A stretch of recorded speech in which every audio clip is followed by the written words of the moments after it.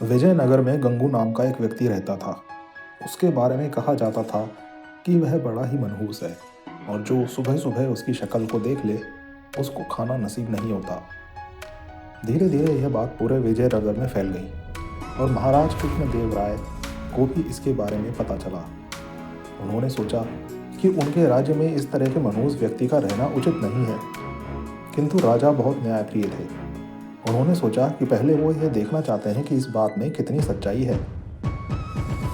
राजा ने अपने सेनापति को आदेश दिया कि गंगू को उनके सामने लाया जाए। सैनिकों ने गंगू को महाराज कृष्णदेव राय के समक्ष पेश किया। महाराज कृष्णदेव राय जिस कमरे में सोते थे उसी में गंगू के लिए भी बिस्तर लगवाया गया और सुबह जब राजा सोकर उठे तो उन्होंने सबसे पहले गंगू का चेहरा देखा। कुछ देर बाद अचानक कार्य आ जाने के कारण राजा को राजमहल से बाहर जाना पड़ा और उस दिन वो इतने व्यस्त रहे कि उन्हें खाना भी नसीब नहीं हुआ। राजा कृष्णदेव राय को यकीन हो गया कि यह सब गंगू का चेहरा देखने के कारण ही हुआ है। राजा ने सोचा, जब इस व्यक्ति के कारण मुझे भोजन नसीब नहीं हुआ तो शहर के दूसरों लोगों के साथ क्या होता होगा। गुस्से में राजा कृष्णदेव राय ने गंगू को फांसी पर टांगने के आदेश दे दिए। यह बात पूरे राज्य में फैल गई कि कल गंगू को फांसी दी जाएगी। जब यह बात तेनालीराम को पता चली तो वे सारा माजरा समझ गए और तत्काल गंगू के पास पहुंचे।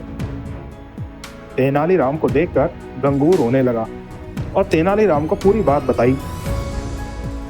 तेनालीराम ने गंगू को सांत्वना देते हुए कहा कि जैसा वो कहें गंगू को वैसा ही करना होगा। गंगू भी तेनालीराम की बात समझ गया।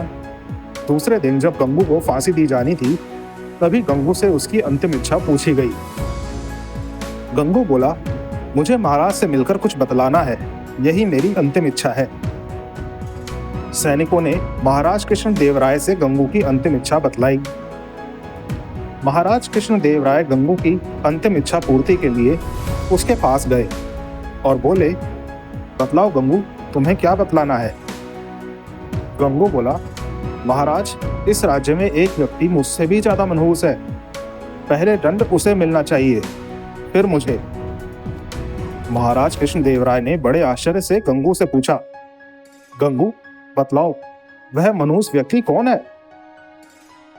गंगू बोला, महाराज, वह मनहूस व्यक्ति और कोई नहीं बल्कि इस राज्य के राजा अर्थात आप हैं।